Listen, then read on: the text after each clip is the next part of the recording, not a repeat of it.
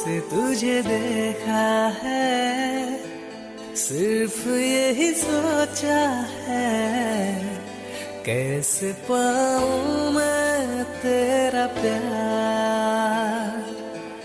तेरी ही नशाब तो हर पल छाया है, दिल तो चाहे तुझे बार बार।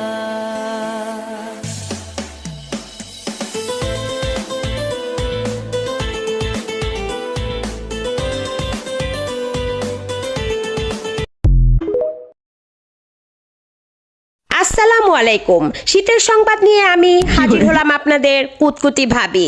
প্রথমেই রয়েছে বিবাহিত পুরুষদের জন্য সরকারের পক্ষ থেকে সতর্ক বার্তা। অতিরিক্ত ঠান্ডা তীব্রতার কারণে ঘরের বউকে সকাল 10টার আগে ঘুম থেকে জাগানো যাবে না। 10টার পর দুপুর 2টার মধ্যে বউকে গুড মর্নিং বলে আলতোভাবে ঘুম ভাঙাতে হবে। এর আগে যদি কম্বল টানাটানি করে বা পানি ঢেলে বউয়ের ঘুম ভাঙানোর চেষ্টা করা হয়, সন্ত্রাসী স্বামী হিসেবে মামলা দায়ের হবে। এবার দ্বিতীয় সতর্ক বার্তা, বউয়ের কম্বলের ভিতরে ঢুকে যখন তখন অহেতুক নড়াচড়া করা যাবে না, তাহলে শারীরিক টর্চারের মামলা দায়ের করা হবে।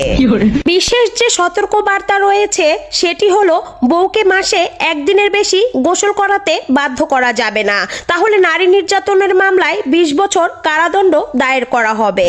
এখন নেব বিরতির পর নিয়ে আসবো ব্যাচেলরদের খবর। ধন্যবাদ।